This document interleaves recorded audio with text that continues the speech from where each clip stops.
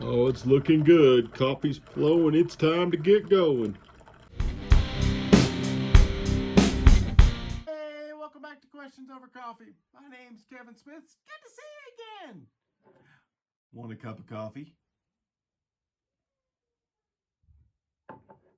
Don't forget to like and subscribe so that you don't miss anything that's coming up on Questions Over Coffee. If you have a comment or question, leave it in the section below. We'll get to it just as fast as we can. Today's question is there a bad reason for becoming a Christian? Now, you might be thinking, Kevin, that's a strange question. And like we said on our previous video, many years ago, I would have said the same thing. Well, no, I mean, the guy became a Christian. That's hot. That's awesome. That's great. But as we spent time overseas, we began dealing with folks that actually asked this question. And we had to stop and think, is there a bad reason? And, well, yes, there is. The Christian life is not easy. Someone who says it's easy, I would love to know their secret, because, to be honest, we all face struggles. We face trials, and as many people have noticed, those trials and those struggles tend to get ratcheted up, when we become a Christian, because, well, Satan doesn't like that, right? He wants the person back. So we've got to make sure that we know what we're getting into, because it is important. Here's what Jesus says about following him in Luke chapter 9, verses 23 through 26. And he was saying to them all, "If anyone wishes to come after me, he must deny himself and take up his cross daily and follow me. For whoever wishes to save his life will lose it. But whoever loses his life for my sake, he is the one who will save it. For what is man profited if he gains the whole world and loses or forfeits himself?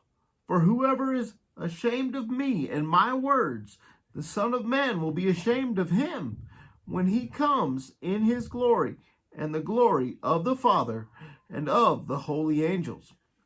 And also later in that chapter, verses 58 through 62. And Jesus said to him, "The foxes have holes, and the birds of the air have nests, but the Son of Man has nowhere to lay his head." And he said to another, "Follow me." But he said, "Lord, permit me first to go and bury my father." But he said to him, "Allow the dead to bury their own dead.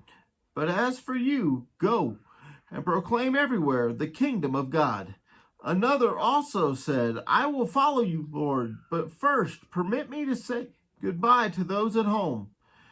But Jesus said to him, "No one, after putting his hand to the plow and looking back, is fit for the kingdom of God."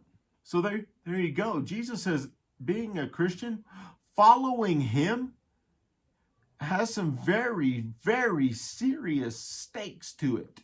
It's not just a club to be a part of, but it's some very serious responsibility. Denying yourself, taking up your cross. That right there does not sound like fun. Following him daily. Owning up to be his, and owning him when the world is looking at you and saying, "Are you his?" Because if you are, bad things are going to happen. And then later in the chapter, he says, foxes have holes, birds have nests, but I got nothing. I got nowhere to lay my head. And that very well could be you and I. If we are serving in a way that he wants us to serve, that may mean that we are traveling constantly, that we have no place to call our own, things of that nature. So it is a very serious thing to be a servant of God. Now, I will tell you that it is the best decision I have ever made.